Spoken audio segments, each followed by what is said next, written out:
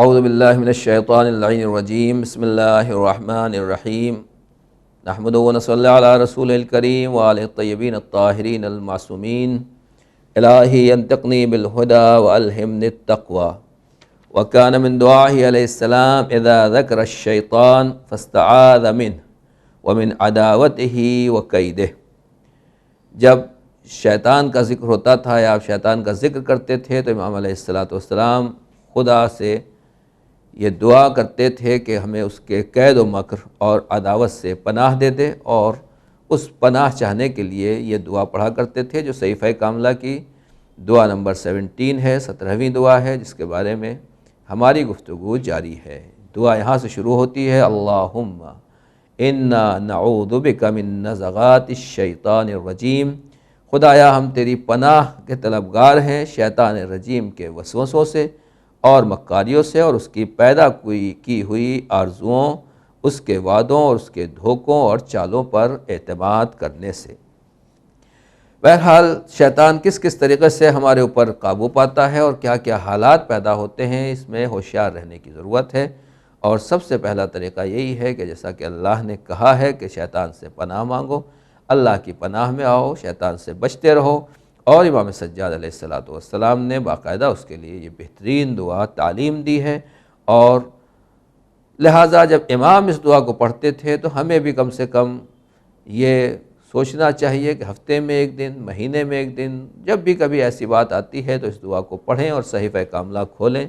ہمارے گھروں میں قرآن مجید کھلتا نہیں ہے، صحیفہ کاملہ کو تو لوگ اکثر جانتے بھی نہیں ہیں، اور واقعاً ہمیں توفیق نہیں ہوتی ہے کہ ہم اس کی دعاؤں کی تلاوت کر سکیں، اور تلاوت کے ساتھ ساتھ امام نے جو طرز زندگی انسانیت اور شرافت کا ہمیں راستہ دکھایا ہے اور طریقہ بتایا ہے، ہم اس سے بہت کہیں دور ہیں۔ لہٰذا اس دعا کو پڑھنا چاہیے، رب کریم سے یہی دعا ہے، پروردگار ہمیں شیطان کے شر سے محفوظ رکھنا، اور بار بار ایسی دعائیں پڑھنے کی توفیق عطا فرما جو ہمیں شر شیطان کے بارے میں آگاہ کرتی رہیں اور اس کے شر سے محفوظ رکھیں۔ امام نے کتنے حسین پیرائے میں اور بہترین انداز سے یہ دعا کی ہے، یہاں تک کہ امام اس انداز سے دعا کر رہے ہیں، اللہم صلی علی محمد وآلہ واجعل آباءنا وامہاتنا واولادنا واہالینا وذوی ارحامنا وقراباتنا وجیراننا من المؤمنین والمؤمنات منہ فی حرز حارز وحسن حافظ وکہف مانع والبسہم منہ جننا واقیہ وَأَعْطِهِمْ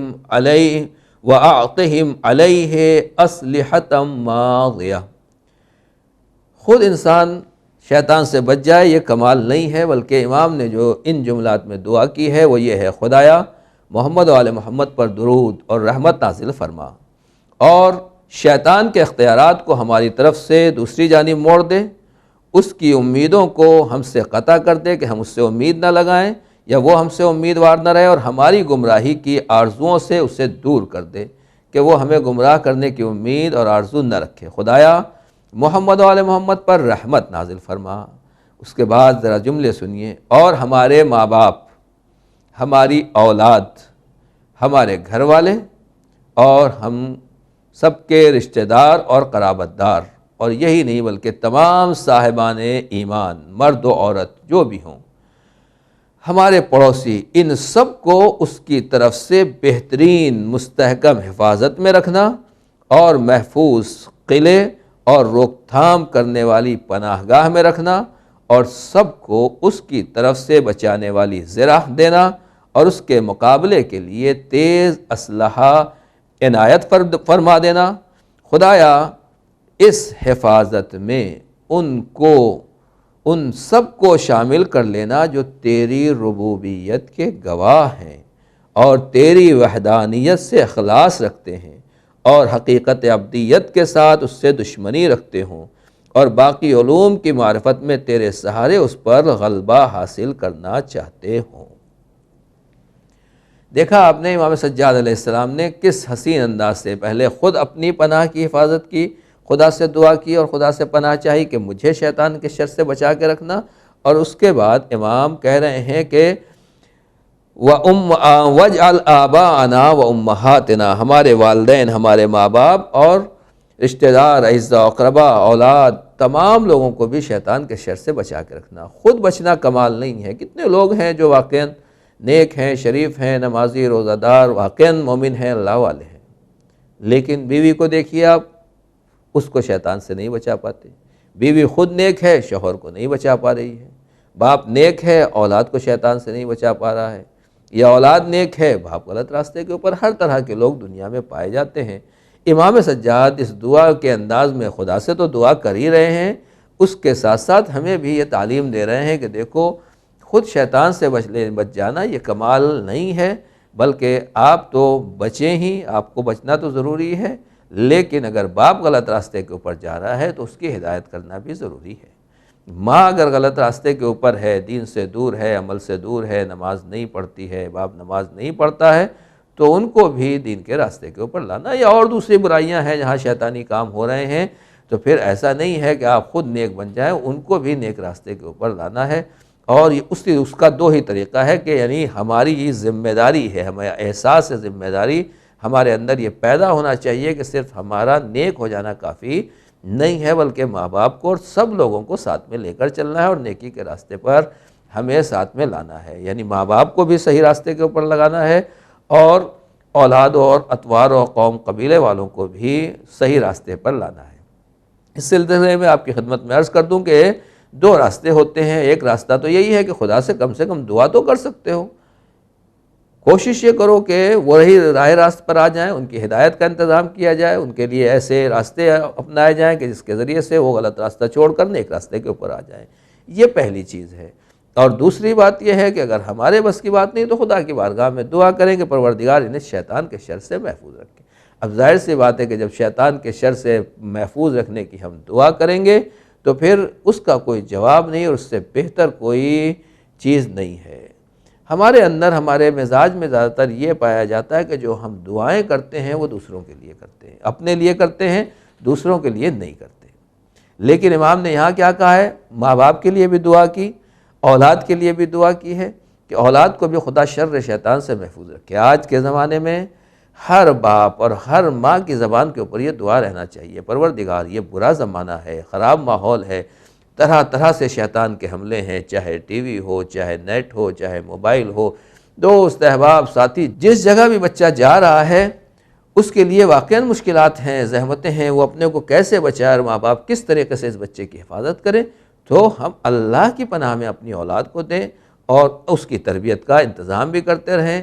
یہ بھی ہمیں سوچنا ہے کہ واقعاً بچہ دیندار کیسے بنے گا، نیک شریف کیسے بنے گا۔ اس کے لیے ہم خود اپنے کو پہلے پابند شریعت بنائیں گے تو بچوں کے اندر بھی بہرحال وہ چیز آئے گی، آج نہ آئے تو کل وہ یقیناً اس کی طرف متوجہ ہوں گے۔ پھر ذوی الارحام، جو بھی صاحبان رحم ہیں، رشتہ دار ہیں، ان کے لیے بھی خدا کی بارگاہ میں دعا کرنا ہے۔ میں آپ کی خدمت میں عرض کروں کہ واقعاً صلہ رحم ایک ایسی چیز ہے کہ جس کو قطع نہیں کیا جا سکتا ہے، رشتہ داروں سے رشتہ داری نہیں توڑی جا سکتی ہے، ان سے الگ نہیں ہو سکتا، اس کا بے حد سخت گناہ ہے اور بہت بڑا عذاب ہے۔ امام یہاں یہی کہہ رہے ہیں کہ ذوی ارحامنا و قراباتنا، جو ہمارے ذوی رحم ہیں، صلہ رحم کے مستحق ہیں، بلڈ ریلیشن ہے، کہیں بھی کسی طرح کی رشتہ داری ہے، پروردگار ان سب کو بھی شیطان سے محفوظ رکھنا، اور جو ریلیشن والے نہیں ہیں، قریب ہیں، رشتہ دار نہیں ہیں، دوست ہیں، احباب ہیں، قرابت دار ہیں، ان سب کو بھی شیطان سے دور رکھنا۔ کیوں؟ اس لیے کہ بہرحال وہ ہیں تو ہمارے ہی، ہماری سے ملنا جلنا ہے۔ اگر شیطان ان کے گھروں میں ہوگا، ان کے بچوں میں ہوگا، ان کی عورتوں میں، خواتینوں میں شیطان کا قبضہ ہوگا تو نتیجہ یہ ہوگا کل کو وہ ہمارے بچوں سے ملیں گے، ان کی خواتین ہماری خواتین سے ملیں گی، تو پھر یہاں بھی شیطان کا آنا جانا ہو جائے گا۔ لہذا پورے ماحول کو سدھارنا اور پورے ماحول کو صحیح کرنا ضروری ہے۔ وَجِيرَانَنَا مِنَ الْمُؤْمِنِينَ وَالْمُؤْمِنَاتِ، جتنے بھی ہمارے مومنین و مومنات ہیں ان تمام پڑوسیوں کو بھی شیطان کے شر سے محفوظ رکھنا۔ مومنین و مومنات کی ظاہر سی بات ہے امام نے الفاظ اور قید اسی لیے لگائی ہے کہ جو غیر مومن ہے وہ تو پہلے ہی سے شیطان کی پارٹی میں ہے، لہذا ان کے بچنے کی کوئی امید نہیں ہے، لیکن جو مومن ہیں، جو اپنے ہیں، پڑوسی ہیں، ان کے لیے مسلسل یہ دعا کرتے رہنا ہے۔ واقعہ مشہور ہے کہ شہزادی کائنات حضرت فاطمہ زہرا سلام اللہ علیہا اپنے پڑوسیوں کے لیے مسلسل دعا کرتی رہتی تھیں، اور پوری رات آپ نے دعا کی۔ امام حسن نے پوچھا کہ مادر گرامی اپنے لیے دعا نہیں کی، آپ نے پڑوسیوں کے لیے دعا کی۔ تو شہزادی نے کیا فرمایا؟ یا بنیا الجار ثم الدار، ہے میرے نور نظر، ہے میرے لال، پہلے پڑوسی پھر اس کے بعد گھر والوں کے لیے دعا کرنا چاہیے۔ مومن کے لیے آدمی دعا کرتا ہے تو امام جعفر صادق علیہ السلام فرماتے ہیں کہ دعاء المسلم لأخیہ بظہر الغیب یسوق الی الداعی الرزق ویصرف عنہ البلاء وتقول له الملائکہ لک مثلا۔ اگر کوئی آدمی اپنے مومن کے لیے، اپنے پڑوسی کے لیے، کسی کے عدم موجودگی میں جو سامنے نہیں ہے اس کے لیے دعا کرتا ہے تو اس کا فائدہ کیا ہوتا ہے؟ اللہ 3 چیزیں اسے عنایت کرتا ہے۔ پہلی چیز تو یہ ہے کہ اس کو رزق میں برکت ملتی ہے اور اس کی طرف اس دعا کی وجہ سے اسے رزق حاصل ہوتا ہے۔ دوسرے یہ کہ اس سے اللہ بلاؤں کو ٹال دیتا ہے، اور تیسرے یہ کہ فرشتے اس انسان سے کہتے ہیں جو دوسرے کے لیے دعا کر رہا ہے، اپنے لیے دعا نہیں کر رہا ہے، فرشتے اس شخص سے کہتے ہیں کہ جتنی دعا تم نے دوسرے کے لیے کی ہے تمہیں اس کا ڈبل اور دگنا دیا جائے گا، اور تمہارے لیے اس کا ڈبل اجر اور ڈبل ثواب ہے۔ آپ نے دیکھا کہ امام علیہ السلام کیا فرما رہے ہیں؟ ہمارا مزاج یہ ہے کہ ہم سب کچھ اپنے لیے مانگتے ہیں۔ اگر اہل بیت کے نقش قدم پر چلا جائے، امام سجاد علیہ السلام کے نقش قدم کو اپنایا جائے، تو اپنے لیے دعا مانگنے سے بہتر یہ ہے کہ دوسروں کے لیے دعا مانگو۔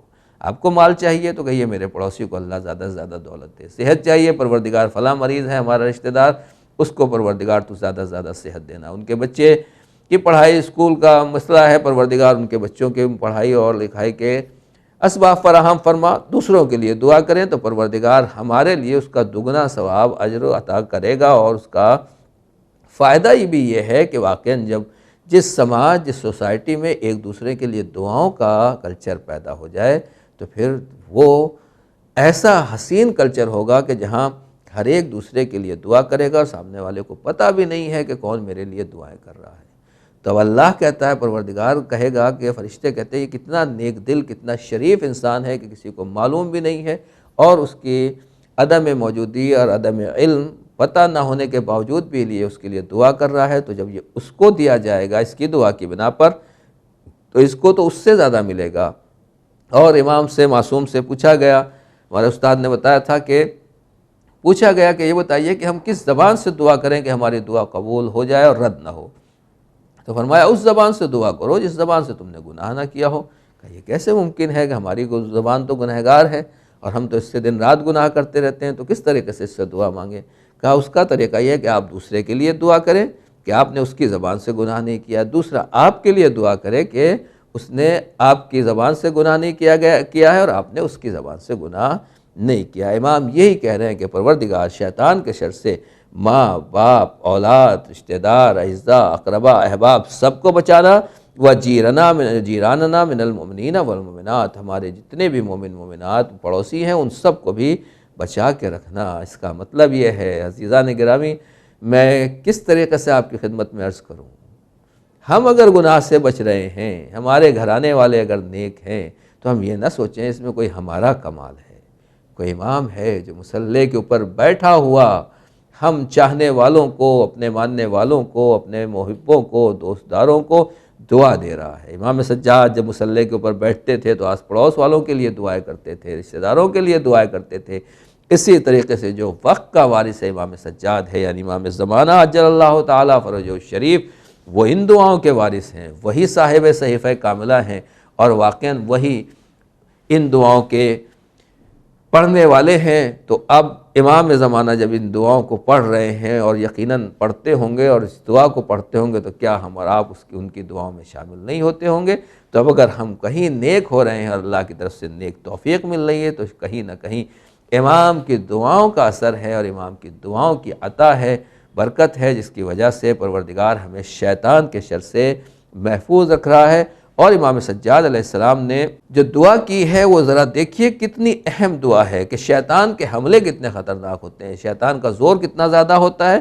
امام یہ کہتے ہیں کہ پروردگار تمام مرد اور عورت کو، ہر بوڑھے بچے جوان کو، سب کو اس کی طرف سے بہترین، مستحکم، جو مضبوط ترین، اسٹرانگ ترین حفاظت ہے وہ عطا فرمانا، محفوظ قلعے میں ہمیں محفوظ رکھنا اور روک تھام کرنے والی پناہ گاہ میں رکھنا، اور سب کو اس کی طرف سے بچانے والی زرہ عطا کر دینا، اور اس کے مقابلے کے لیے تیز اسلحہ عطا کر دینا۔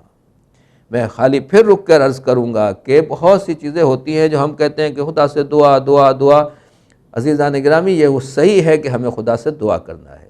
کوئی آدمی بیمار ہو جاتا ہے تو بالکل دعائیں مانگیے، بالکل اس کے لیے نمازیں پڑھیے، یہ ضروری ہے. دعا کے بغیر واقعاً شفا نہیں ہے، لیکن ایسا نہیں ہے کہ صرف دعا کے اوپر آدمی بھروسہ کرے اور دوا نہ کرے. علاج بھی ضروری ہے، دوا بھی ضروری ہے، آپریشن بھی ضروری ہے، اور اس کے ساتھ ساتھ دعا کا سہارا بھی ضروری ہے. اسی طریقے سے شیطان سے بچنے کے لیے جو امام کہہ رہے ہیں مستحکم پناہ گاہ دے دے، بہترین قلعہ دے دے، بہترین اسلحہ عنایت فرما دے.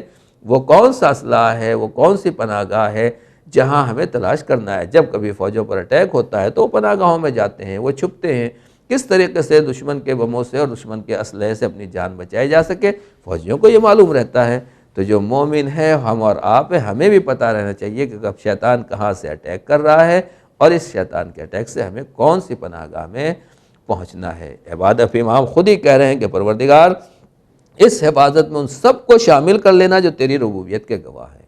یعنی ہر ایک لا الہ الا اللہ کہنے والا اور تجھے رب ماننے والا بھی شیطان کے شر سے محفوظ رہے اور تیری وحدانیت سے اخلاص رکھتے ہوں.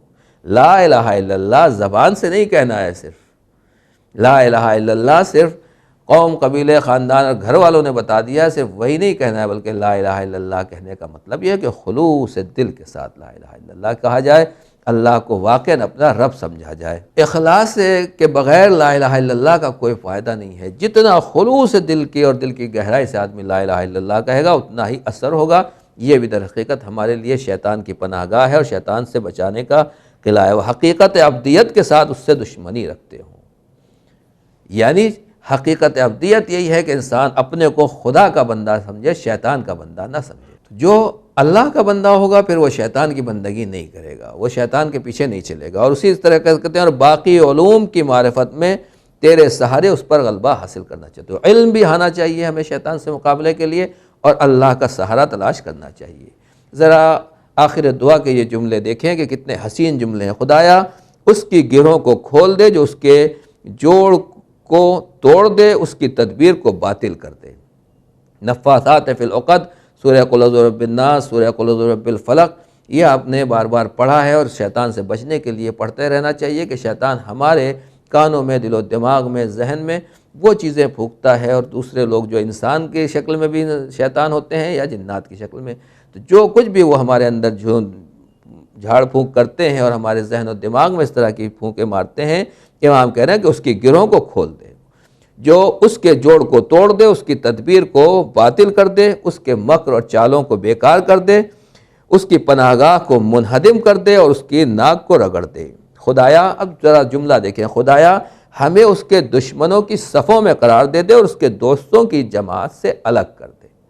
یعنی جو شیطانی جماعت ہے ہمیں اس سے الگ ہونا ہے، اللہ کی جو جماعت ہے اس کے ساتھ ہونا ہے. الا ان حزب اللہ هم الغالبون، جو اللہ کی حزب ہیں، اللہ کی پارٹی والے ہیں، وہ غلبہ رکھنے والے ہیں، وہ کامیاب ہونے والے ہیں. جو شیطان کی پارٹی والے ہیں وہ ناکام ہونے والے ہیں. لہٰذا ہمیں شیطان کے دشمنوں میں رہنا. اب شیطان کی دشمنی کیا ہے؟ تو ظاہر سی بات ہے وہ کام کرنا ہے جس سے رب راضی ہے اور شیطان ناراض ہے. اسی وقت ہم شیطان کے دشمنوں میں ہوں گے اور اس کی دوستوں کی جماعت سے الگ ہو جائیں گے. وہ ہم کو مائل کرنا چاہے تو اس کی اطاعت نہ کریں، اور جو ہماری بات مان لیں انہیں اس کے اتباع سے رکنے کی نصیحت کریں. جس کے اوپر بھی ہماری بات کا اثر ہو سکتا ہے، دوست، احباب، ساتھی کوئی بھی ہوں جس پر ہماری بات کا اثر ہو سکتا ہے، ہم ان کو نصیحت کرتے رہیں. یعنی یہ سلسلہ چلتا رہے. قرآن نے صاف طریقے سے کہا ہے، بسم اللہ الرحمن الرحیم، والعصر ان الانسان لفی خسر، زمانے کی قسم، بے شک انسان گھاٹے میں، الا الذین آمنوا، گھاٹے سے دو لوگ بچیں گے، جو لوگ ایمان لانے والے ہیں، وعملوا الصالحات، اور نیک عمل کرنے والے ہیں. اور صرف یہ بھی نہیں بچنے والے، آمنوا وعملوا الصالحات وتواصوا بالحق وتواصوا بالصبر، ایمان اور عمل صالح کے ساتھ حق اور صبر کی بھی ایک دوسرے کو نصیحت کرتے رہیں. رشتہ دار، اعزاء و اقربا کو خیال رکھنا اور شیطان سے ان کو بچانا کتنا ضروری ہے. امام پھر سے دعا کرتے ہیں، خدایا رحمت نازل فرما حضرت محمد پر جو خاتم النبیین ہیں اور سید المرسلین ہیں، اور ان کے اہل بیت طیبین و طاہرین علیہم السلام پر، اور ہمیں اور ہمارے اہل و عیال، برادران اور تمام مومنین و مومنات کو اس چیز سے پناہ دے دے جس سے ہم طالب پناہ ہیں. اور ہمیں ان چیزوں سے بچا لے جس کے خوف سے ہم تیری پناہ کے طلبگار ہیں۔ ہماری آواز کو سن لے اور جس چیز سے ہم غافل ہیں وہ بھی عطا فرما دے، جس چیز کو بھول گئے ہیں اسے یاد دلا دے، اور اس وسیلے سے ہمیں صالحین کے درجات اور مومنین کے مراتب تک پہنچا دے۔ آمین یا رب العالمین۔ وَعِظْنَا وَأَحَالِينَا وَإِخْوَانَنَا۔ پہلے بھی امام نے دعا کی کہ پروردگار شیطان کے شر سے ہمیں پناہ گاہوں میں رکھنا، ہمارے آباء و اجداد، رشتہ دار، اقربا کو، اعزاء و اقربا کو، اور یہاں کہہ رہے ہیں وَعِظْنَا، اور مجھے بچا لے، میرے ماں باپ اور رشتہ داروں کو بچا لے، اور تمام مومنین و مومنات اور تمام مومنین بھائیوں کو شیطان کے شر سے محفوظ رکھنا۔ اور پروردگار وَسَيِّرْنَا بِذَلِكَ فِي دَرَجَاتِ الصَّالِحِينَ وَمَرَاتِبِ الْمُؤْمِنِينَ، اور اس شیطان سے بچاؤ کے بعد ہمیں درجات صالحین میں پہنچا دے اور مراتب مومنین میں پہنچا دے۔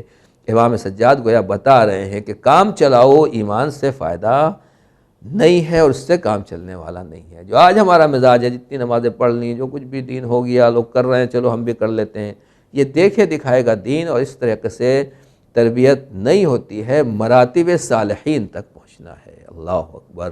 وہ بندے ہیں صالح کہ جن کے اوپر پروردگار عالم سلام بھیج رہا ہے، جن کے اوپر اپنی رحمتیں نازل کر رہا ہے، مغفرتیں نازل کر رہا ہے۔ امام کہہ رہے ہیں کہ شیطان سے لڑتے لڑتے ہمیں اس منزل تک پہنچنا ہے کہ ہم درجات صالحین تک پہنچ جائیں اور مراتب مومنین تک پہنچ جائیں۔ رب کریم سے یہی دعا ہے، پروردگار واقعاً شیطان سے لڑنے کی قوت عطا فرما، اپنی عبادت و بندگی، کثرت دعا، توبہ استغفار، مناجات، ان سب کی توفیق عطا فرما۔ جو کچھ بھی ہم نے گناہ کیے ان گناہوں کو معاف فرما دے، باقی بچی ہوئی عمر میں ہر گناہ صغیرہ و کبیرہ سے محفوظ رکھنا۔ جس طریقے سے امام زین العابدین علیہ السلام شیطان سے پناہ مانگتے وقت اپنے لیے، مومنین و مومنات کے لیے، ہم جیسے لوگوں کے لیے دعا کرتے تھے، پروردگار وارث امام سجاد امام زمانہ عجل اللہ تعالیٰ فرجہ الشریف کی دعاؤں میں بھی ہمیں شامل فرما دے، اور امام کو بھی ہماری یاد دلاتا رہے تاکہ وہ فرزند زہرا ہمیں اپنی دعاؤں میں یاد رکھیں اور ہم ان کی دعاؤں کے سہارے واقعاً درجات صالحین کو حاصل کر لیں، مراتب مومنین کو حاصل کر لیں اور ان کے ساتھیوں میں شامل ہو جائیں۔ پروردگار شیطان رجیم کے شر سے محفوظ فرما ہم سب کو، ہماری اولاد، اعزاء، اقربا، خانوادے اور جملہ مومنین و مومنات کو، بحق محمد و آلہ الطاہرین۔